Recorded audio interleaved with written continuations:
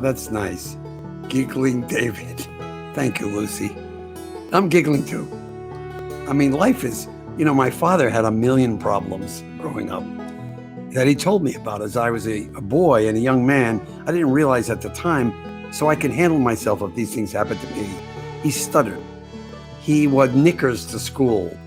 How many people don't know what knickers are, but they're very long shorts his father made him wear. He had huge acne. He fell over when he stood up. So he used to play basketball and fall over all the time. He had a lot of problems. And he decided life was a joke. There was something very funny about being alive.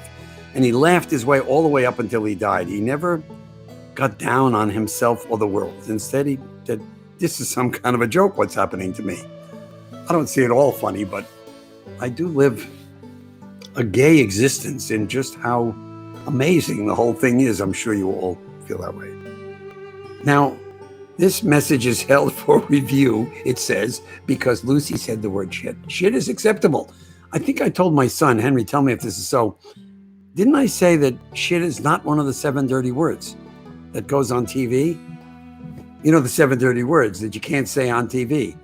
I'm not saying them here, but I think shit's acceptable. I sound normal. That's a good joke, Dennis. That's really good. I sound normal. So far, the only thing normal about me is that I want to live another day, do more of this thing, grow the whole thing, Is that normal? You're not an engineer. The engineering mind is one that I would like to have had when I was young, Abby. I realize now they're storytellers. I never had that concept. I thought it was pure math and lettering I didn't understand. But when I saw General Magic and they built rooms and halls and paintings, and that's all they talked about. They never talked about the code. That was silly. They talked about, let's make the room long. Let's make it dark. And I said, wow, that's storytelling. As engineers, they use a different language. I use the camera and 16 millimeter back in those days. Uh-oh, Gabby, nostalgia is a disease. I did a thing on that. Did you see my video on some studies that indicate that if you go back and remember when everything was better, it only cost a nickel. My mother used to love cooking before we had a stove, blah, blah, blah. That makes you old. Your brain gets older. If you look back at the past, kind of, it's okay, but I'm more interested in the present. You'll live a lot longer. Hollywood's trash. Hollywood's trash. Hollywood, my experience, and I've never made a Hollywood movie. And when I had the chance to make a Hollywood movie, I ran all the way to Maine. That's how I moved to Maine, because Anthony Quinn, the great director, hired me to direct him, and you won't believe this, in Viva Zapata, the remake in Mexico. Anthony Quinn, he had done 180 films. David, you're going to be my director. We're going to Hollywood, and you're going to make my next film. You're going to make me great. Because I had directed him in a television thing. So I go to Hollywood, and I'm there for 6 weeks working with Anthony and the writer on Viva Zapata. 3 things occur that I had never experienced. One is women, really beautiful women approaching me. Like, why are you approaching me? Really made me uncomfortable. What do they want from me exactly? It seemed like sex was involved, and that made me super uncomfortable. So that was one of the negatives. 2, money. I had never been in a place, I had not yet been in Las Vegas. So I'd never been in a place where money dominated the scene like Hollywood. Oh, my wife was bringing my tequila to all of you and to me, my son Henry, my wife Heidi. Thank you. Will do.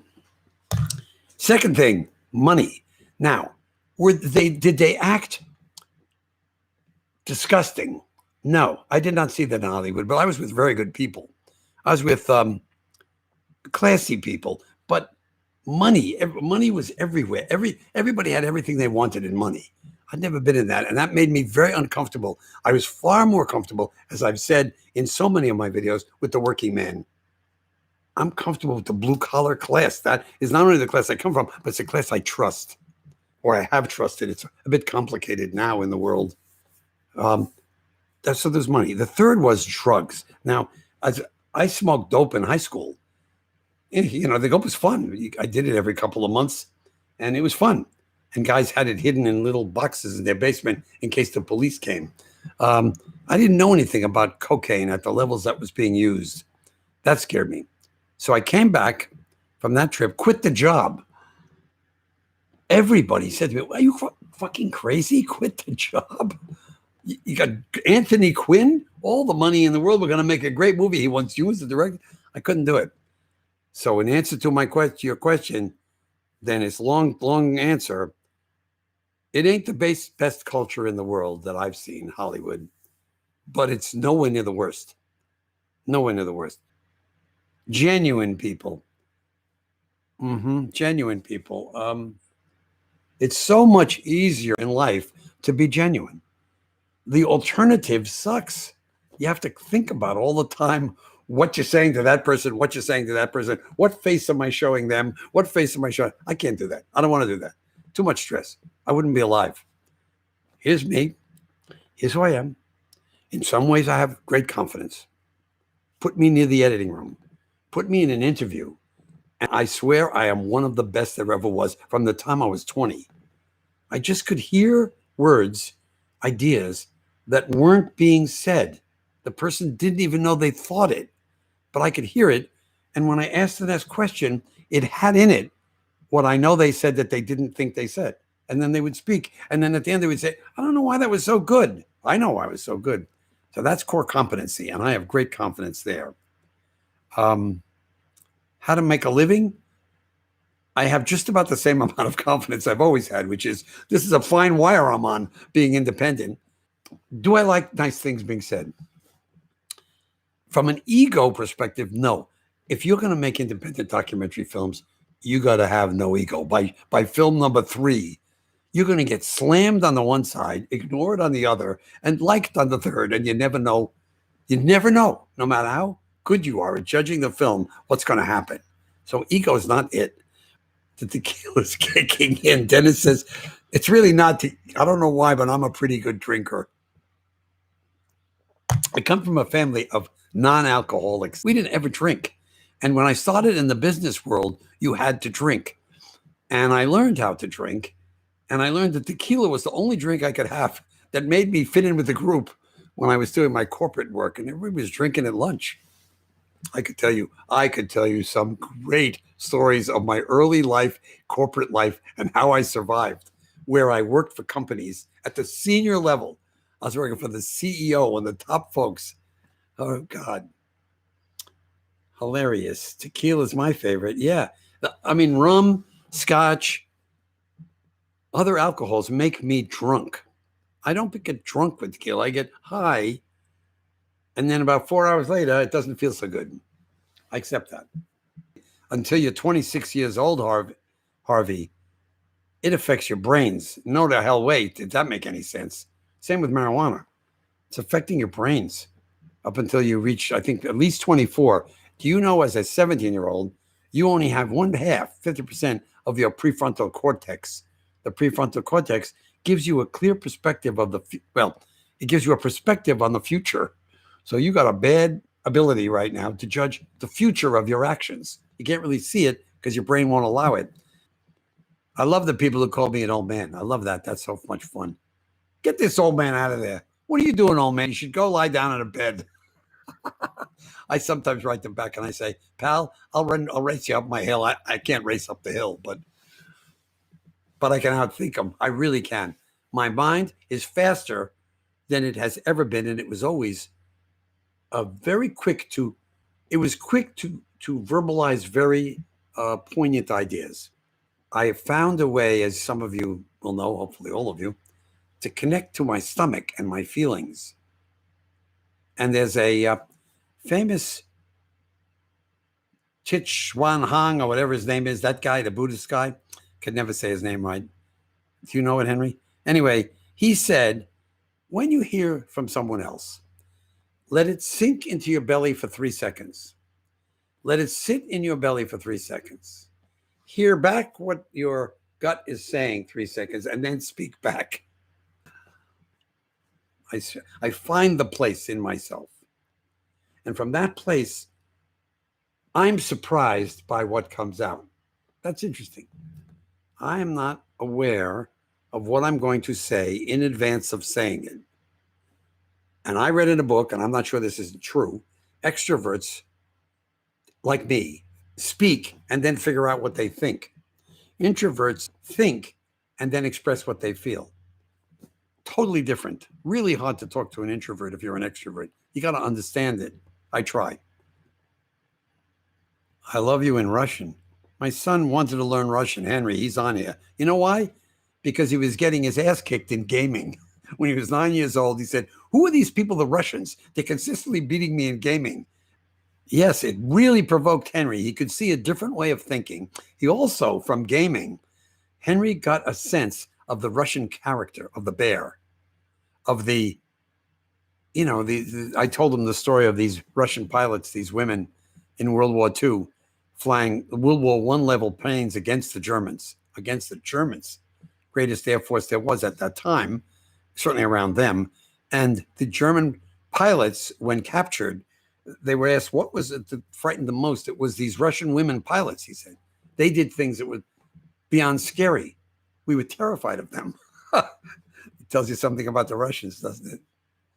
We are not doing social media, by the way. YouTube is not social media at all. YouTube is a network. It's a global network that thrives on one thing, which is so fascinating. Search. Me. What do I want to see? What is being suggested for me that I might like versus pushing at the audience, like network television and cable television. And my East Coast accent, Lucy, is quite intentional. When you come from New York, you're raised in New York, and you hit the planet like I did. I was a New Yorker. We talk blunt. We like our accent. I know it's kind of gross, but we like it. And I kept it when I moved to California 28 years ago. And when I moved, I kept my New York accent. And that allowed Californians to say either, I like that guy, he's from New York. I can't stand him, he's from New York. And I immediately knew what people thought. I got a piece of information just by the way they reacted to my accent. Oh, New Jersey. Gabby is from New Jersey.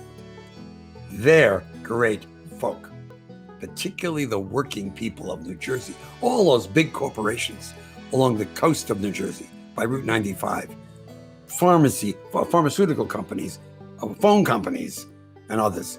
They got great workers. I've worked with those people. In California, you're working in like Apple. You have a 9 o'clock meeting. You come in, somebody's there with his feet up on the desk, but nobody else. 9:10, somebody wanders in, had to get coffee. Somebody else was on a phone call. You're in one of these New Jersey meetings. 9 o'clock, everybody's there, A. And B, there ain't no water, sodas, donuts, and special little Japanese treats. There's nothing. Just have a meeting. It's rooted in empathy, and not everyone can do that. Yep. The older I've gotten, the more I have become convinced, and I knew it when I was about 45, for sort of. I know it now for sure. You don't change people. You don't do that. Something happens that changes them, and if you're there at that moment of great stress, and you suggest an alternative, a door on occasion can open in a brain and it can hear you.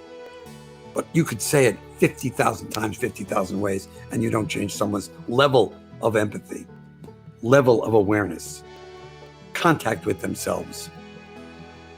Jesus, lucky I got an ally in my son. I'm not even paying him for this either. He's doing this as gratis to help his father survive his first live stream. Oh my God, it's 6:58.